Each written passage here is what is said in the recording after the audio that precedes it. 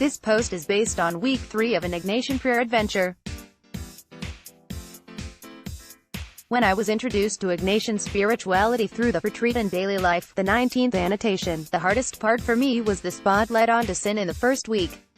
Why is it so hard to seek the grace of a healthy sense of shame and confusion before God, or to consider the effects of sin in my life, my community, and my world? Most of us who go to Mass and receive communion every Sunday aren't conscious of mortal sin, the kind of transgression that we have been taught merits damnation unless we expunge it in sacramental confession. Unlike King David, we haven't committed rape and adultery followed by murder. 2 Samuel chapter 11 verses 2-4, 15-17. We are not thieves, embezzlers, or ographers. But checking off a list of felonies not committed doesn't mean I am free of sin. What then are my sins? I have found the Ignatian Examen an effective way to answer that question and to understand my own sinfulness and its effects. Asking myself every day which of my actions, or failures to act, have drawn me closer to God and which have drawn me away, is much more fruitful than the review I do when asking for the grace to make a good confession. Within this framework, some of the questions that I ask myself help me to see patterns. Have I spent money on something I don't really need? Have I just spent too much on restaurant meals or taxis? Have I rationalized some of these actions with spurious reasoning?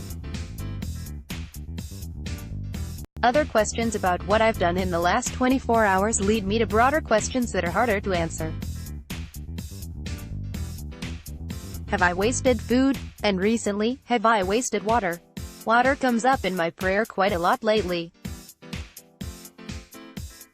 I can't escape the thought that the sufferings of the people in Cape Town, South Africa, represent the proverbial canary in the coal mine, and that a shortage of pure water may become a much more widespread problem in our lifetimes. This in turn has made me acutely conscious of not letting the water, our pure, free, seemingly unlimited New York City water, run unnecessarily. But what does this mean? I haven't quenched the thirst of anyone in Cape Town, or have I? Whenever I try to grasp the effects of sin on a broad scale, what is often called social sin, or sometimes structural sin, my first reaction is discouragement. What can I do to counter the cruelty of tyrannical governments, the greed of global companies, or the hard-heartedness of those in positions of power who would do nothing to help the victims of drought? The answer, for me, is to remember that we are all part of the body of Christ, and that somehow, in ways we can't imagine, all our acts and omissions affect all the other members.